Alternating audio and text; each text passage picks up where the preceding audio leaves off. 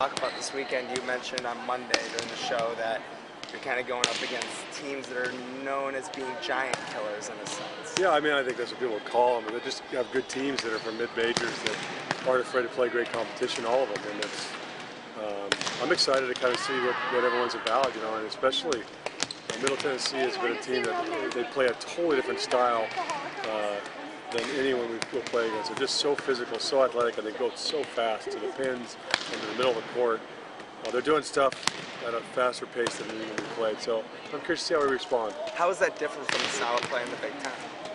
Big Ten's are much more like, let's be big and let's be physical. And these guys are like smaller but real athletic. And they're not real small. I mean, they're like 6'1", 6 foot. Super athletic. And the Big Ten is more like big 6'3", 6'4 kids that are just coming to hit three. These guys are going to try to beat you in places, which will be fun.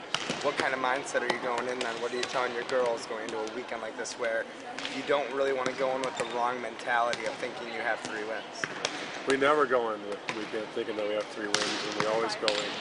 We respect every opponent, so it's the same status quo for every single weekend that we approach it. I think especially this year we've had competition's been good every weekend. You know, every team we played could beat us. I mean, we saw that this weekend with Tennessee. We could have won either way. With Houston, could have won either way, and so could especially Dayton match. You know, same with the BYU weekend when we're out there. I just think that's why we schedule this way, so we can approach every weekend the same like we will in the Big Ten. You said you're working on blocking and defense this week in practice. How has that been going, and what are you looking forward to accomplishing then for that this weekend's tournament? I think it's a long process, so we're just trying to get better all the time. You know, we got a bunch of young kids playing in positions that are tough. Like we got a freshman middle and we got a freshman right side.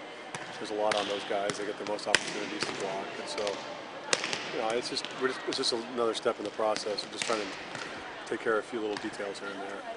Do you find yourself, or I guess the team style, kind of changing when you do go up against some smaller, quicker teams? Maybe not something you want to do, but maybe mid-match that's something you have to do?